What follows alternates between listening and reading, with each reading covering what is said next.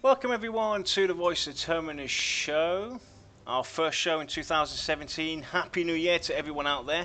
Woo! We hope you had a wonderful Christmas, and I'm joined today by Lex. Say hello, Lex.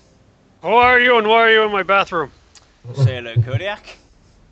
Good afternoon, people. So it's our first show, Tavern Talk, for 2017, and we're going to kick it right off. And we have, obviously, the VR Pantheon news we're going to be covering. We're going to be talking about the MMORPG Awards 2017, the vote that was put out there for the most anticipated MMO of 2017. Then we're going to do a community coverage forums topic, so you guys in chat will pick the forum topic that we will talk about today. And then we're going to have the show off the latest screen grabs from VR over the Christmas period and New Year that they put out there, and obviously the other news. So do you want to go and kick it off, Lex? Sure. On January 5th, we got a tweet that was, "Look at all these colors. I wonder what mysteries are ahead in Wild's End for this nosy gnome." And we'll see the screenshot later on. The next one was basically the same day, just it was about the vote. The horribly, horribly rigged vote. Yes, and we're going to get into that right now, because that's not a lot of news on VR Pantheon. Those guys obviously had a nice. They're just coming back from break, also. Yeah, exactly. So they're still recovering from. They're recovering from New Year's. Yep. So let's go and get into the vote. I'm going to bring it up on screen as well. So there's the vote, and I remember looking at this.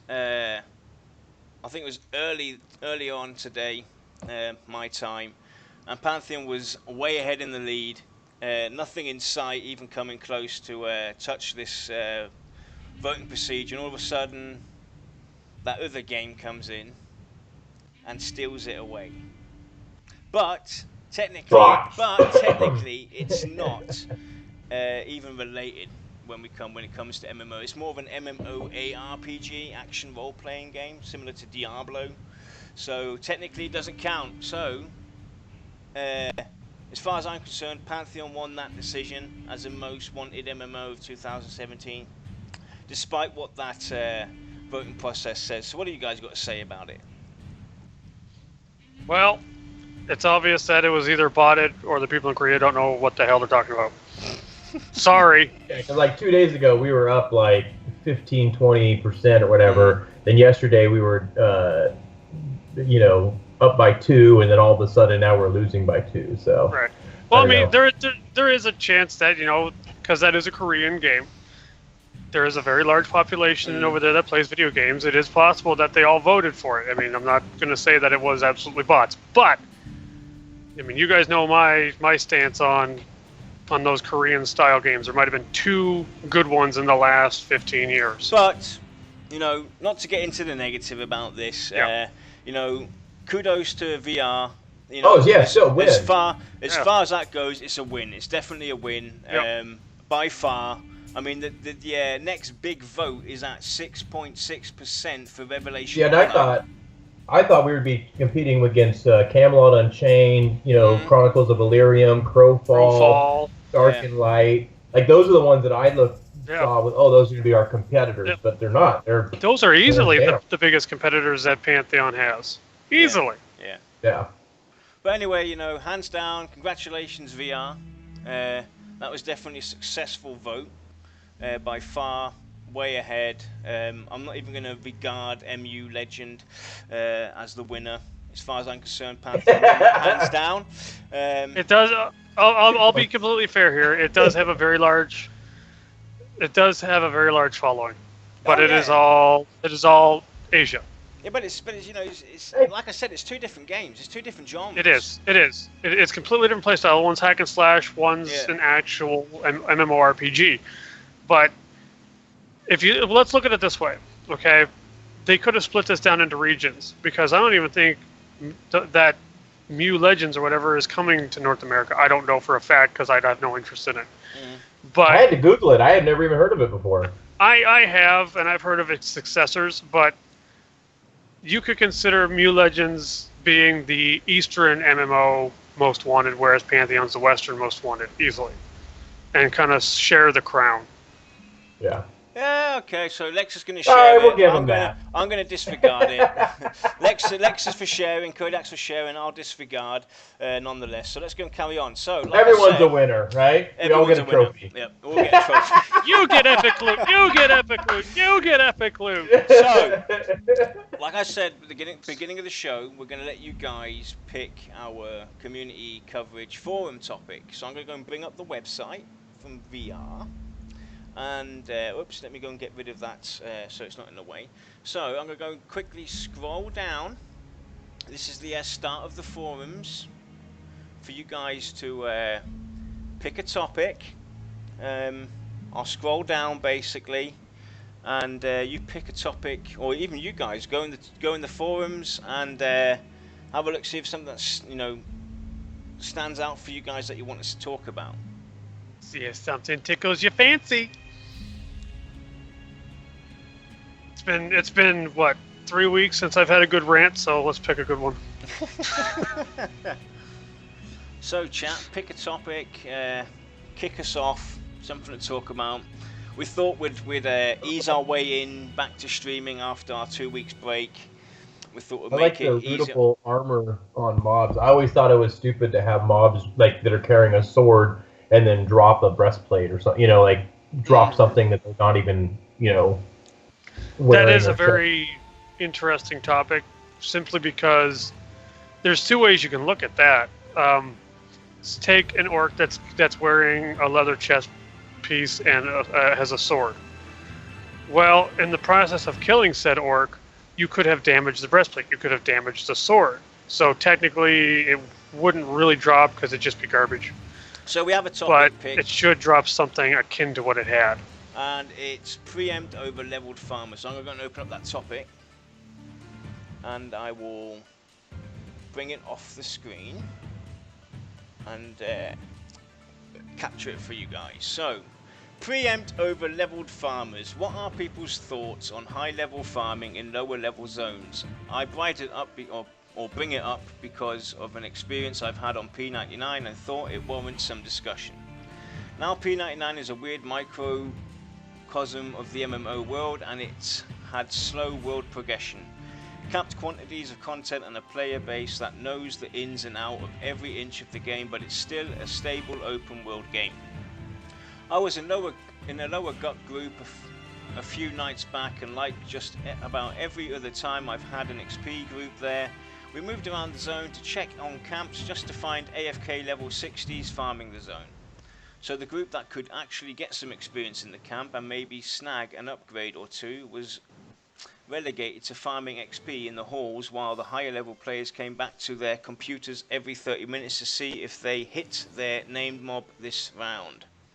Basically, in an open world environment, any camp that can yield droppable items someone wants can become subject to farming.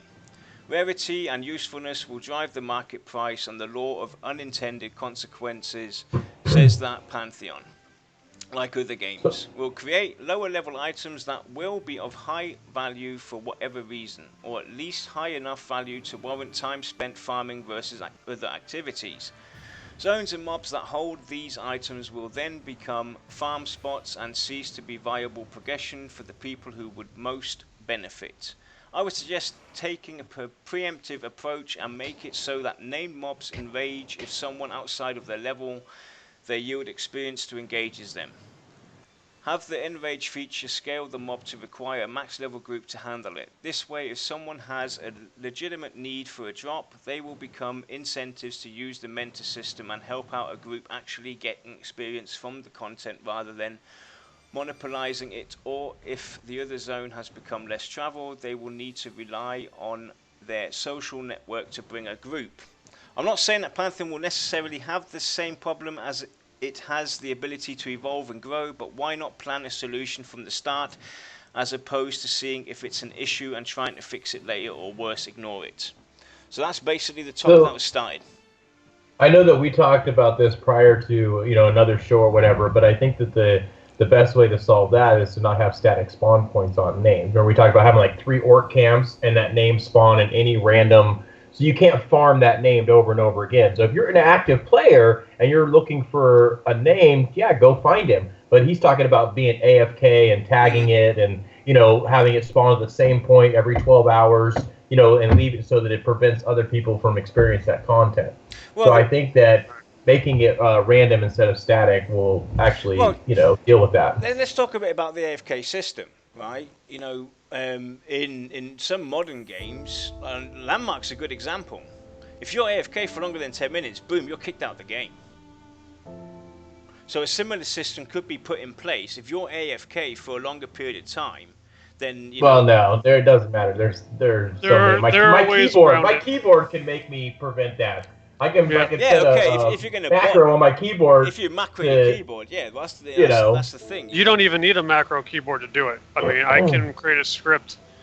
Anyone with rudimentary programming skills can basically circumvent any AFK system. Well, I'm basic. I only know how to. I know.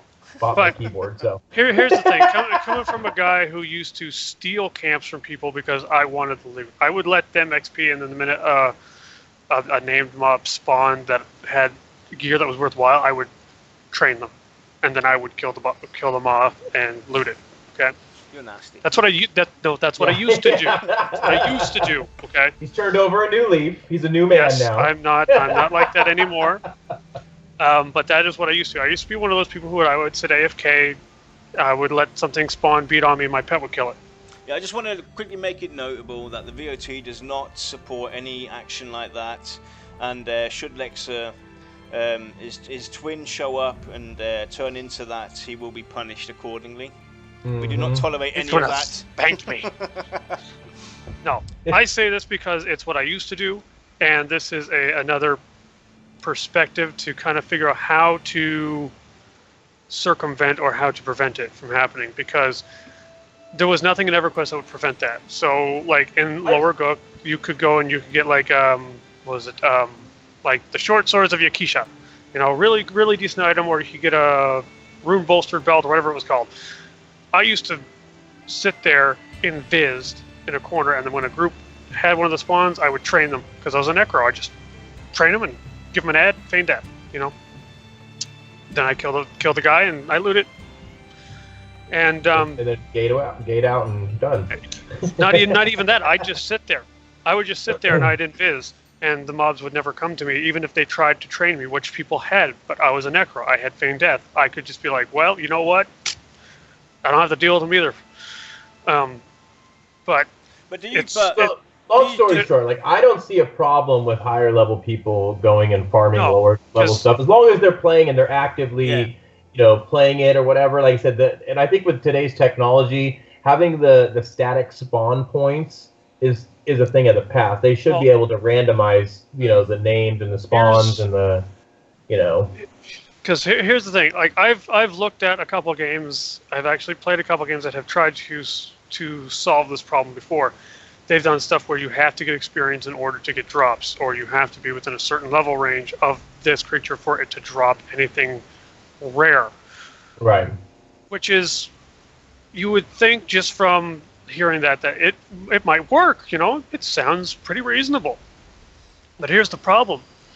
What if I'm a person who I don't trade skill until I hit max level? It's my time killer between raids.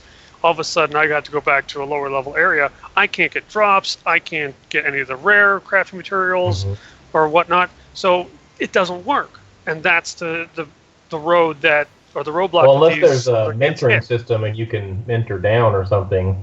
That's pretty much the only way to get around that. But that's annoying, having to try to find someone, or like with EverQuest 2, where you have the chrono mage where you can say, "Make me this level." But I think if Pantheon and VR give better options for the higher level people, they won't need to go back in order to farm this for their alts or whatnot, because like we talked about. It's going to happen anyway, though. It's going to happen. The thing is, you got to give these higher level people enough stuff to keep them busy so that they don't think about going back and doing that.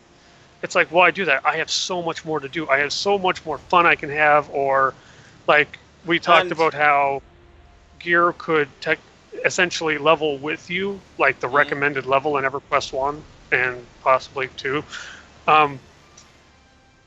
Even though you get a level 40 haste belt, doesn't mean your level 1 twink is going to actually benefit from it at all, because when he puts it on, it might not give him any haste at all. It might that's nothing.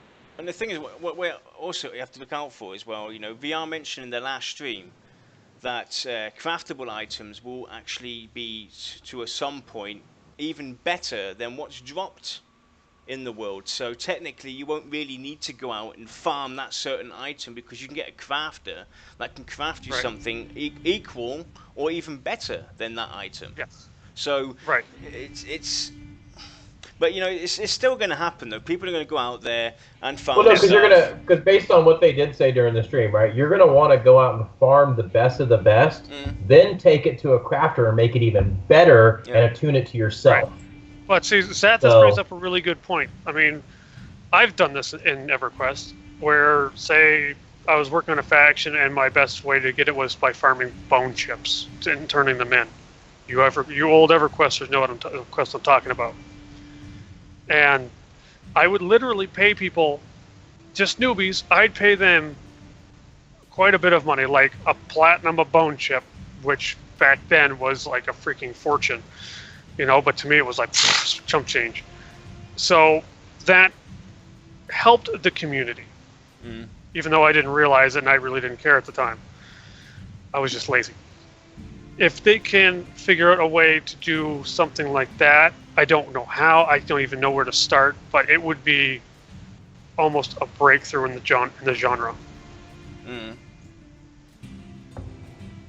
Yeah, but your general consensus, though, guys, do you see it as a big problem or not? It can be, and it can be, but it's not always. It all depends on the server and how your community evolves. And the sad thing is, if you're a low level and you run into a lot of that happening, I know it's not the optimal idea, but check out a different server. I mean, that's what I would. Well, think about it, because what they said, they try to have high level and low level interact with each other within the same zone or whatever. So you're going to have high levels running through low level stuff. Like, they're going to be like, oh, a name, let me kill it real quick as I'm running through this thing. Now, as far as sitting there farming it, I think that by doing static spawn points will prevent that. What about? Yeah, would make it harder. Right. This is gonna be a bit of a touchy idea. It's a touchy idea. I know it is what I'm about to bring up. But like in some of the games, like in EverQuest, you have a quest. You have to go to a quest NPC where you get the box, the container for the end boss. He'll drop a box then with gear in it. What about doing something like that to prevent that from happening? So you have to have that quest, and only then when you got that quest will he drop the special item, maybe. That's one way to look at it.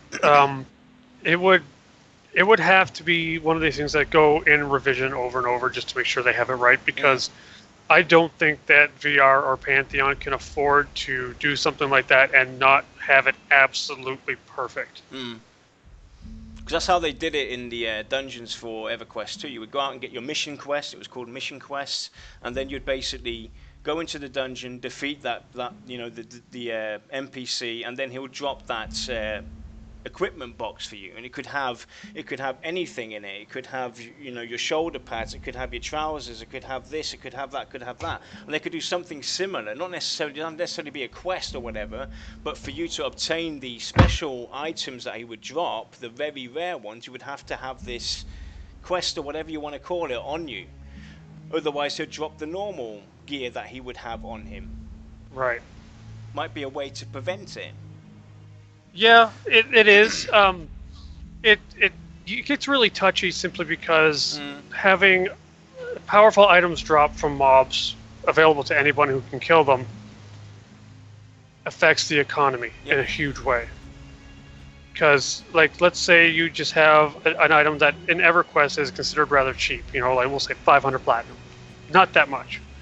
But all of a sudden you take away the broad spectrum of people that can obtain that item, and that, not so good item now is inflating in price massively because not everybody can get it now.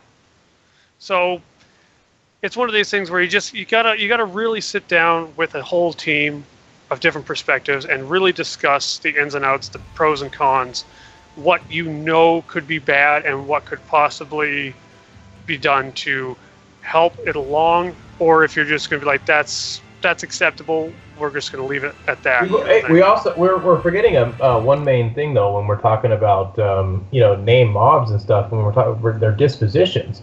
So just because if an even level character tries to kill that named or that group or whatever, he may just fight them by himself, right? But if a high level character tries to kill that name, he may call in reinforcements, stuff like that. Like these are all things that they've talked about. Idea. That, so basically to be like, hey, you're 10 levels higher than me, I'm bringing 5 of my friends and you're going to wipe, so no, you're not getting my loot, Yeah, because, even EverQuest 1, and like I said, everyone knows me, I go back to that because it's what I'm just most familiar with. But even if you were, say, a level 60 tank and you walked into a level 30 area, they're all great. You don't get nothing from them in terms of experience. They were a joke. But the minute you got 4 or 5 on you, you were crapping your pants. Yeah, it didn't matter if you had 10 grays hitting on you, you were still dead.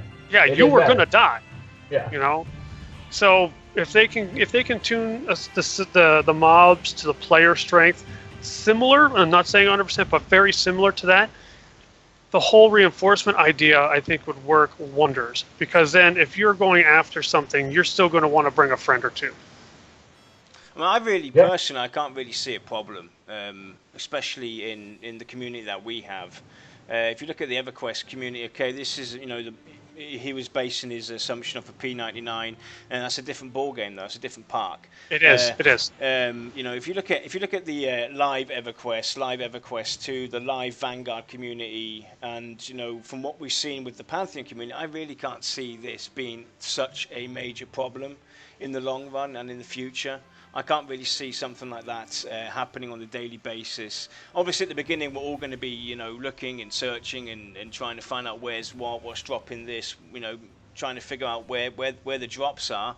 And obviously, people are going to go out there and try and get their gear together, exploit it, and all that kind of stuff. It's going to happen at the beginning, but once everything's settled, I can't really see it being a problem. And it happens, like you said, every new expansion it happens, every new level cap it happens. So it's going to happen, and it will eventually iron itself off. But there's certain items, like you say, like in EQ1 or P99, where the haste belt in lower gut, right? It's going to be farmed from now until forever, just because of the it's like a low level wet dream. You know what I mean? To have that belt. It's like Smoko said. It's for high level snags are named. You can't complain. You really can't. If he was there first or got to it first, then at the end of the day, it's fair game as far as I see it. If that person got there first or whatever, or that group got there, when I go out with my group and do stuff and everything, and I'm in an area and I see there's another group there, and there's a name currently up, I'm not going to go and run past because I'm not a dick and attack that name and grab him before they do. It's fair game. Lex might, but I wouldn't. It's and at the end of the day, talk to people. Me. It's they're talking about social bonding, this, that, and the other. So you talk to the people. So you talk to the higher level dude. You say, hey, can we get a crack at it first? If we don't succeed, you can have a go. Boom. Period. Talk to people. Or just be like, hey, how long are you going to be farming this area? Are you going to be leaving in about an hour? Okay, cool. Can I get it next? Or that's the whole social aspect of this game. This is what we want, right? This is exactly what we want. And let's not forget, your server reputation is going to count for quite a bit now, once again, for those old gamers out there. It's not just going to be do whatever the hell you want and, whatever. So no, because if say, my group of friends, we level up to max level, I got your name written down on my book of bad people. I don't care if you're willing to pay me. You ain't getting in my group. Heck, if I'm running a raid, I'm not letting you in the raid. I don't care how good you are because your reputation stinks. Yeah. So let's go and fly on to the next topic. That was picked to inspect or not to inspect. What say you? and we'll quickly fly over this. We're going to try and go through a few topics as we can. Check the forums out, guys, if you've got them open, and pick some topics. We've got a bit of time to cover. So pick topics, throw them into chat, and we'll try and roll through them and get a bit of input, insight, what we think. So my thought on inspecting other people? Is that what he's asked? Is that what it's about? One of my favourite things about EQ was slowly learning the stats and appearances from armour and weapons. I think we can all remember coming across players with fantastic gear and wondering how they got it and what it did. Inspecting was a feature that allowed you to peek at someone's gear roster. You could hover over items to see their stats. You would receive some flavour text informing you that so-and-so was inspecting you, and that was about it. Even though... that's the best mispronunciation or misspoken word ever. Inspecting my rear. I didn't oh say God, rear. I'm gonna piss my pants. I didn't say rear. You almost said rear. I heard the R, and then you were like gear. It's like, oh my God. Even though there were no in-game repercussions for the inspector or inspectee, peering at someone's gear quickly became fox packs. It was considered rude to inspect someone without asking permission. I remember this being a very diverse subject. Some people would go out of their way to move out of the inspection range if they hadn't given you permission to peek. To inspect or not to inspect, what say you? I'm not going to go and finish off with the rest of the text. And yeah, I say I liked it. Being a new character or whatever and seeing what high-level people were wearing, then you could Google that item, see where it dropped, whatever, see the stats. Like, it gets more people involved with, the other people, Inspecting somebody isn't rude, right? It's...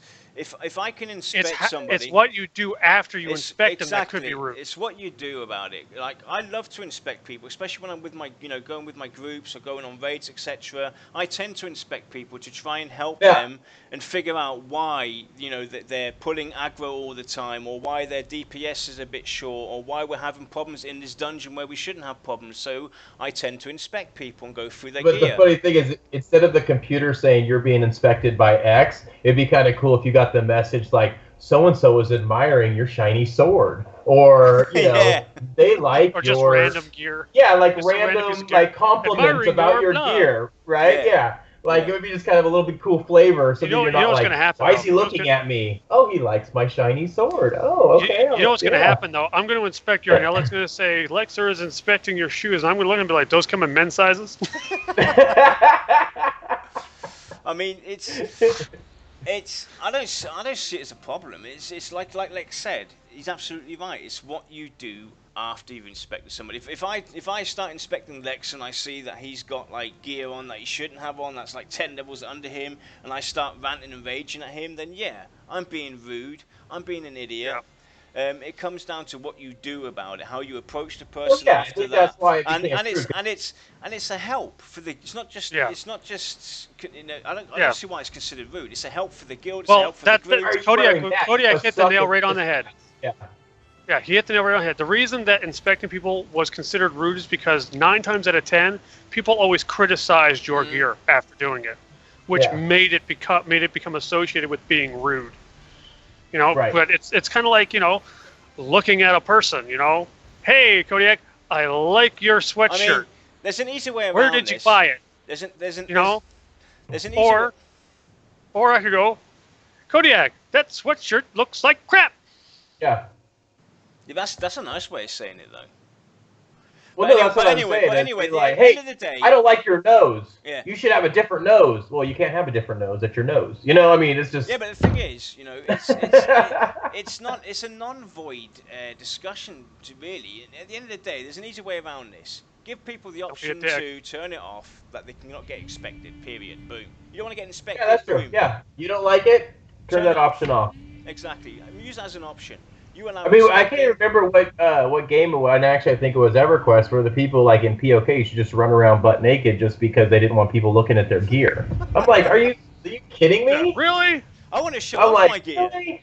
Yeah, that's what I'm saying. That's what I'm saying. If I earned that gear and I worked and I raided and I had my epic and it was glowing and everything, guess what? Dun dun dun dun. I'm like, come look at me. Out. Yep. Yeah.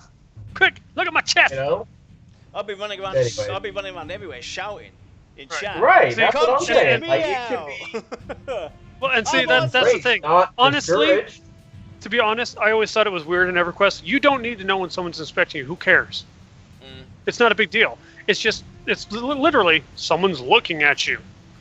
The only reason they're inspecting you is because every single piece of gear doesn't have its own individual graphics, so they don't know what it is. Yeah. So they inspect you to find out what it is.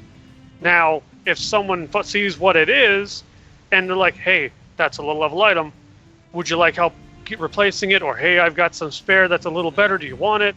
Or you can be, a complete douchebag and be like, oh, you a sucky player because you got like a level 10 thing and you level 12.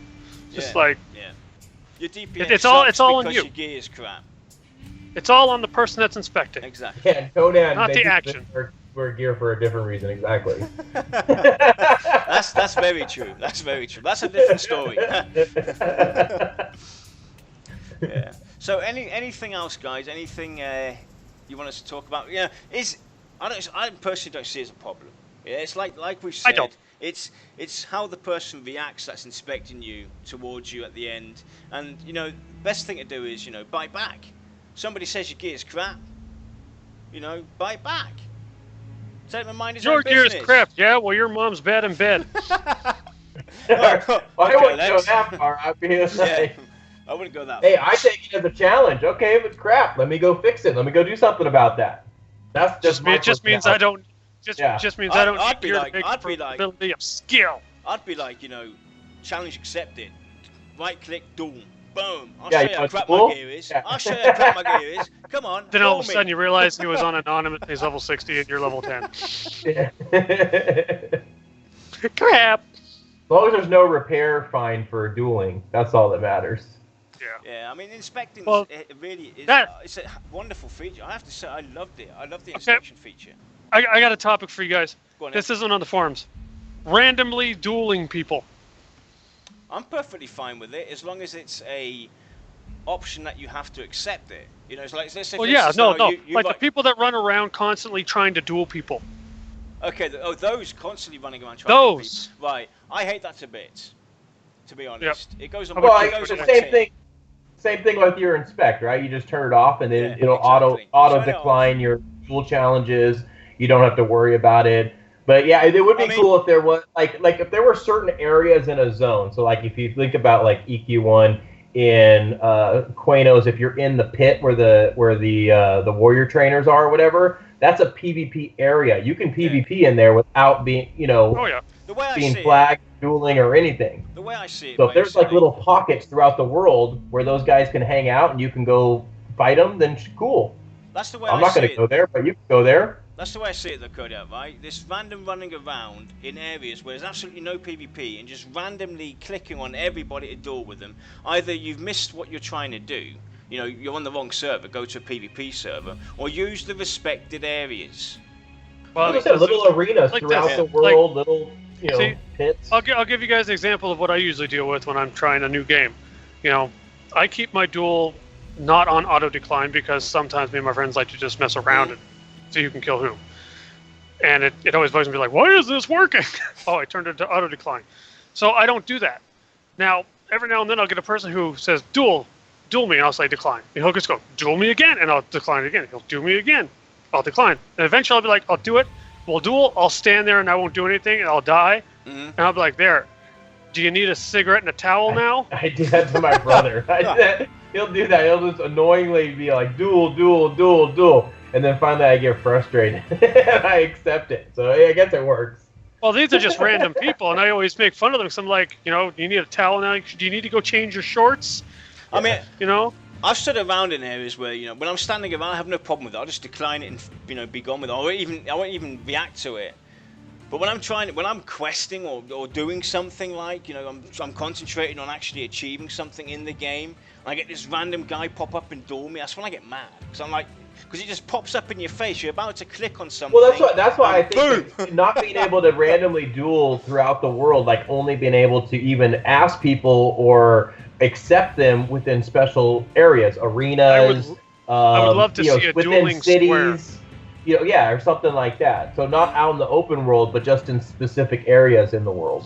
We need a glove slap emote, so that I can be like, you have sullied my honor. Yes, exactly. To the dueling square. Definitely. Yeah. Meet me at the flagpole. I mean, any and all major cities should have some type of a battle arena of some sort based on their, their lore. I recently dueled in our guild hall in EQ2, right?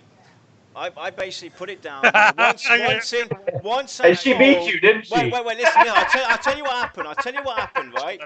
I'll tell you what happened. I put it out there and I said, look, once and for all, we're going to show who's got the pants on, who's the best, who's the boss, and everything. I'm challenging my wife to a duel in the guild hall. Everybody come over. So before that, we were dueling and everything. She beat me 3 times. Told you. And then when it came to the official duel where people were watching, I kicked her butt. And then fingers were tired. And then Joshua, right, the cheeky sod, comes along and says, I'm challenging you now. It's like, I laid down the law as guild leader, saying, look, boom, I beat her down. I'm the man. And then Josh comes out and I beat him down as well. The thing is, trying to beat a Shadow Knight is almost impossible. Oh, yeah. Because I got a 10-second, immune against everything. So it was like, cast that, boom. But, I like that idea about making taverns PvP areas for good bar fights. That would be great. That would be pretty cool. As long as I can you gotta have somebody stand at the door, 5-0, 5-0. Down, guards are coming, red! Guards are coming. Yeah, that would be actually a pretty cool thing to have. Is like, a tavern, you go into the tavern, all of a sudden a fight breaks out. And it's like free for all. That would be actually a pretty cool feature. Yep. As long as I can so like let's say like the Scar City. If you take like the Scar City, since they're so like a aggressive race or whatever, like that would be a perfect scenario for their city. Mm-hmm. Just if you walk into that bar, you could get punched in the face. Just doesn't, you know what I'm saying? That's the consequence for walking into the Scar City bar. Yeah. Yeah, there you go. If it's a bar brawl, do it like a dynamic event where a brawl starts. You join in. You got to use your fists only. Yeah. Just punch people. So they're going, I wish head-to-head was higher. Yeah. Yeah. Yeah, the monks would own. A monk would walk in and be like, you're all in trouble. Yeah, but getting back to the inspecting thing, I don't see it as a major problem. Have it as an option. You can either be inspected or you can't. It's the same with the PvP. If you don't want a PvP at all, you can have it turned off or turned on or whatever, auto decline, etc. These are all minor things that can be prevented. User end. Put it on the user end interface. Yeah, exactly, and have it as an option to turn on. Toggle the message on or off. It's like with Anonymous. You can either turn on Anonymous, you can turn it off. Although to be honest, I don't think we even need to see so and so's inspecting you anymore. I don't think it's pretty. It's obvious when they are. Say like so and so's admiring your glass sword, or something cool. Yeah. So it turns into a positive instead of a negative. Something laughable, or just not at all. Yeah. So and so is looking at your loincloth. Yeah. Well. So hello. All the frog eyes on your boot. Anything in chat been put up? What do they want us to look at? Well, we're going to go pick a random topic then. Let's go pick a random topic. Let's have a look.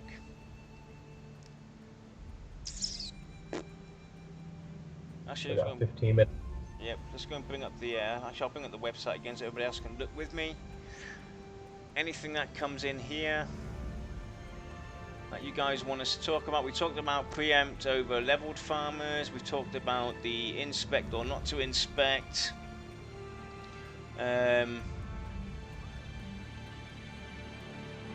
Anything pop out for you guys in chat while I scroll around here?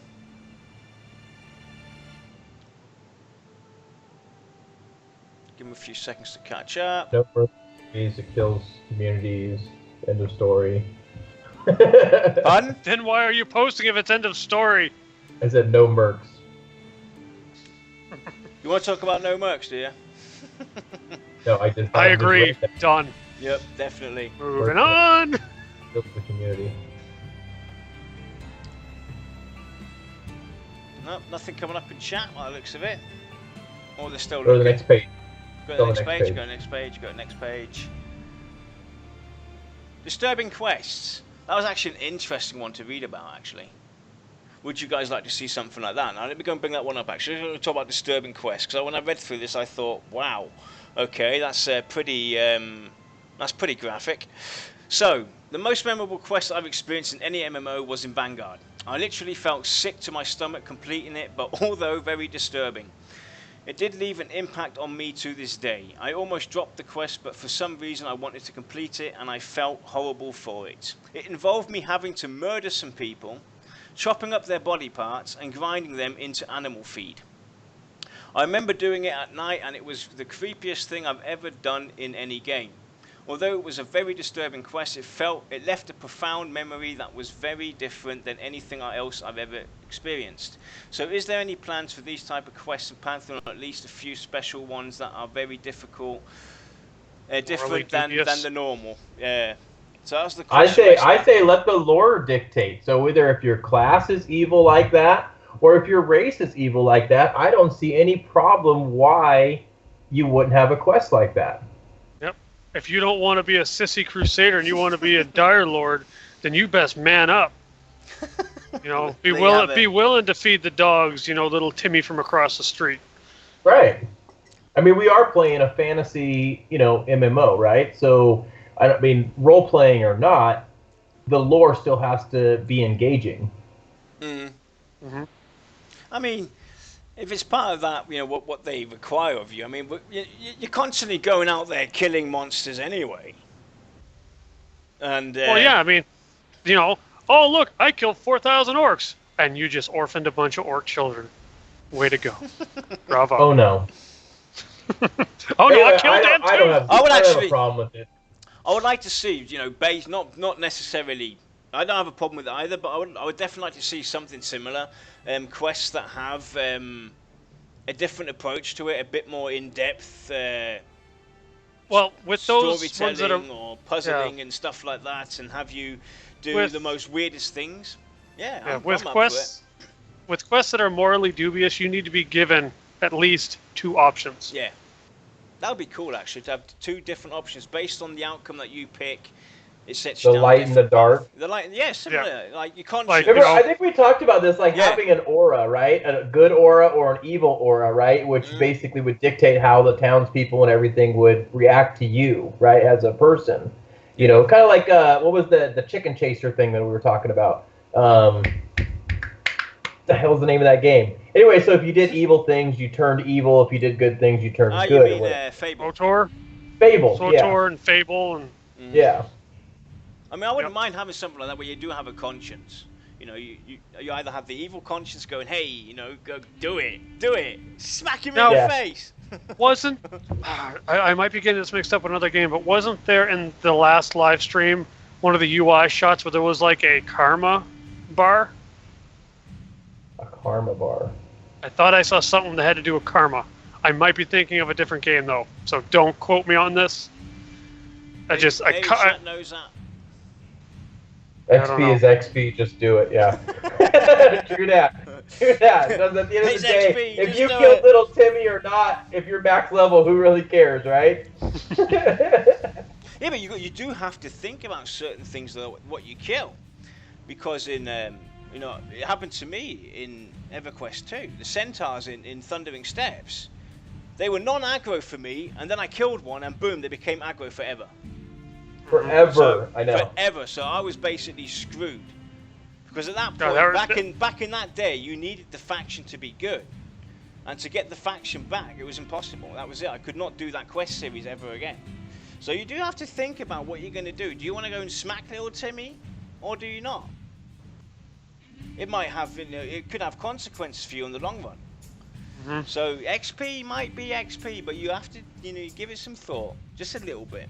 Make XP just kind of like something that you get as like a secondary reward, but you're more focused on like what's actually going to happen after you do this quest. Well, that's the thing, and also if everything is going to be faction based one way or another, make sure that you can there is an option or a way to reverse it. Like you said, those centaurs, once you hit one, there was no way to go back. You couldn't go back. You couldn't go and donate $1 million to the Orphan Centaur Fund, and, you know, and become good. There's no way. Yep. So make sure that you present a way to reverse your stupid action because that little kid deserved it or whatever. That's what I'd like to see anyway happen, is that you can change your faction outcome and make that actually something that might have to be done as well, because that keeps you busy, that gives you that's a time sink as well. Like I was talking about, the idea of having your guild have a kind of like a faction system itself.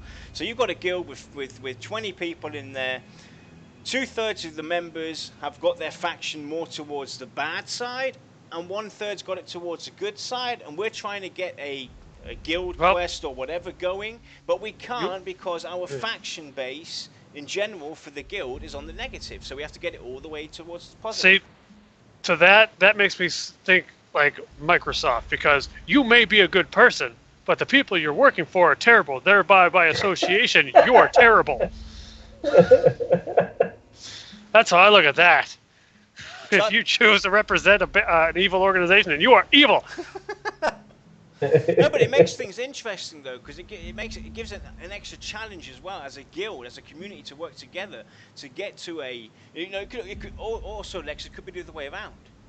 You're the evil guild leader. You want to get to the evil side, the dark side. Your guild's but technically all been goody two shoes. I don't really agree with that, because then you're going to be like, oh, you're too good. You have to leave this guild, otherwise we can't get this quest type scenario. But Well, there has to be a way, to make it work somehow. It would be a cool system, nonetheless, to have to actually work together, and based on how the faction balance is.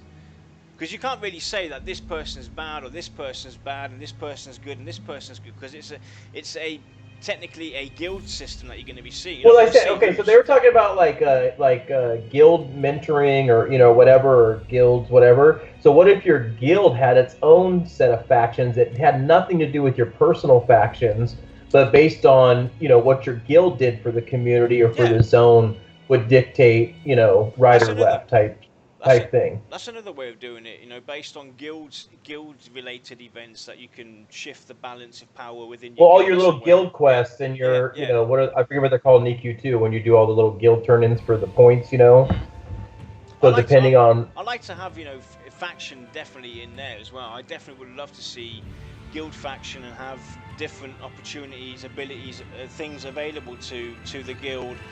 Because let's say I'm working on my epic quest and I have to have my faction at X, Y, and Z, but the guild needs my faction to be whatever, then it's a conflict of interest, right? So the guild faction should be separated from your own personal game faction. Yeah, that's another way. I believe what you could do is a kind of like a middle ground is say your personal faction is your faction, obviously, but the guild faction is something that you still have to work towards. Yeah. And that it's kind of like a separate entity. Like, you put on your guild tabard, now you're representing the guild, so any faction hits go to the guild.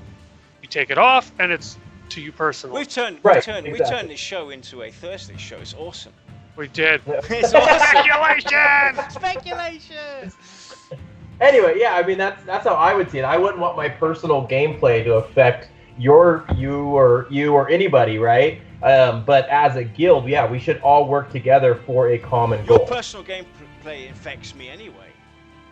Well, if I'm getting you killed, sure. That's Lex's job. Anyway, Lex, jump off the jump down, jump off the bridge. Okay. We'll follow. And then I'll have it down. I hate you guys. So, let's go move on and get these screenshots up as well. So, the latest screen grabs from VR. We're going to start with screen grab number 1. These are some shots that they posted between, I think, the stream, Christmas, and the New Year, whatever. Some of the screenshots they put out there, showing off some of the graphical views. You can see the gnome here, looking at us with a not so happy face. That's the first one. Here's the second, a rear view look at what seems to be Wild's. I think these are the Wild's End pictures that we were talking about earlier on. That looks so awesome, by the way. It does. These colors. The colors blend really well, and it makes it look very intriguing and interesting. An interesting place to go. I can't wait to see Wild's End. I love the trees in autumn when their leaves are turning red and yellow, and So I'm going to flick through these screenshots. A few seconds on the screen. You know, the only thing that would make those screenshots better? What's that? Me as a scar in them. Lexa wants a Just scar. saying, just saying. So here's a shot of Amber Fate. What they took. And there's some more. You see actually the models. Oh, that's that in a bit more forge. That detail. forge thing. Yeah. Is right there in the background. And still to note that these are still placeholders. The first designs of the models, etc. These are not the final design. This is what they've been working on though, and you can see the no model, the Archai model, and the human model. I think these are basically 2.0 models, but I still think there's work to do in the animations and textures. Yeah, definitely. And we're not even going to talk about the particle system right now because that still has a little bit of tweaking to do, almost at twerking. And there's that golem thing that they were fighting off at the end. I like the way I just like the way it stands there, like, you know, it's blending with the textures and everything. All you see is these two eyes. Well, the thing about, they made a comment about the collar, right? The control collar that he had on, right? So I wonder who's controlling it. Yeah. Well, the name was some guy's Golem or whatever. Yeah. So I'm assuming he's like so he's last guy. Maybe he's the epic encounter or the raid encounter down below. Maybe that would make perfect sense to me. Yeah, that would make sense too. Yeah. Yeah, and I will admit that the Archai look absolutely phenomenal. I know. I'm thinking. Oh my God. Yeah. I mean, you're doing an Archai shaman. Yep. And everybody knows Ogre is my fallback race, so it's like I saw that and just like, yeah, they look good. Right, let's go and bring up the other news, which obviously relates to us. So, other news. This Thursday's show is the race discussion, the Scar. And yes, I do know that I have a typo. I put it down for the January the 10th. I meant the 12th. So please ignore that. This Thursday is the Scar. All the time warp. We'll finally be talking about Lex's most anticipated race. And then we have ongoing contest that ends January 31st. Scarface. So let's go and bring that up. We want you to take that face from Lexa, take the Scar model, and give that Scar model a beard, a weird haircut, trim whatever, just for you guys today. Some blue headphones. And you know, just make a Scar that looks like Lex or should resemble Lex. You can do it how you want in Photoshop. You can draw it. Anything goes. Just be creative. Yeah, you can actually make it fit with the Scar's kind of design. You could use, instead of making a hairy beard, you could do it with spikes or something. You know, go wild, people. Have some fun with it. Because for the love of God, if I have to look at my face over and over again, I'm gonna be like, okay, I need a break. Yep. And, I can't look in the mirror for more than 15 minutes. All the details are on our site where to send the entries into. Can you link the contest page into chat? And then something we have to celebrate as well is we've surpassed 500 subscribers on YouTube, and that's thanks to the community. A big thank you to you guys for the support, for following us through this adventure we've had. And woohoo, congrats us for breaking a milestone. And here's to the next 500 guys. Awesome stuff. Hell yeah. Yuppers. Yeah, like I said, I just think as it gets closer, you know, we get into alpha, into beta, yeah, we should. Yep. Yeah. So, we'll see you all on Thursday and talk a bit about Scar, speculate a bit. Lexa will ask VR again. I did get the address wrong. You got the address. I'm sorry. I got the address wrong. It's without an S, isn't it? That's what it is. I didn't double check. It's like, something tells me it's going to be wrong.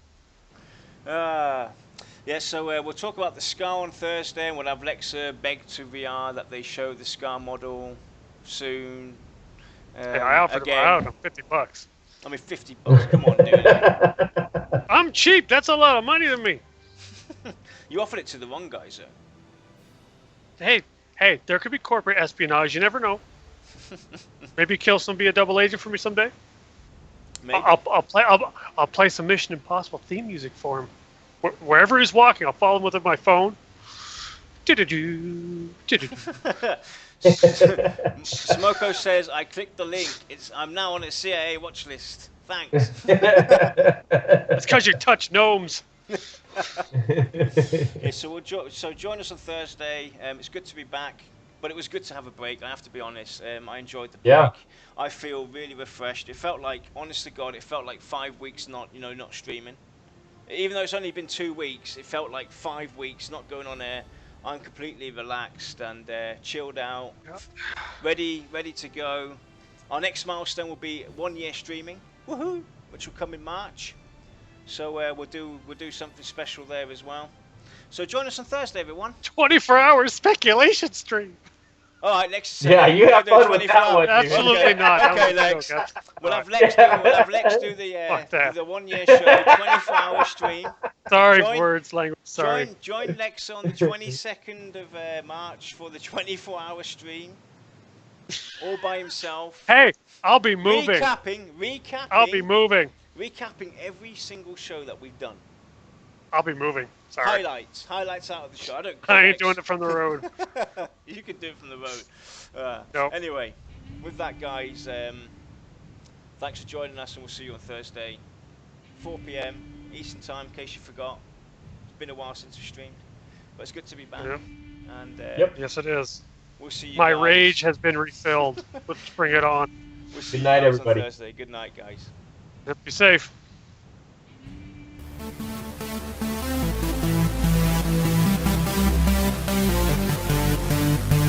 Thank you.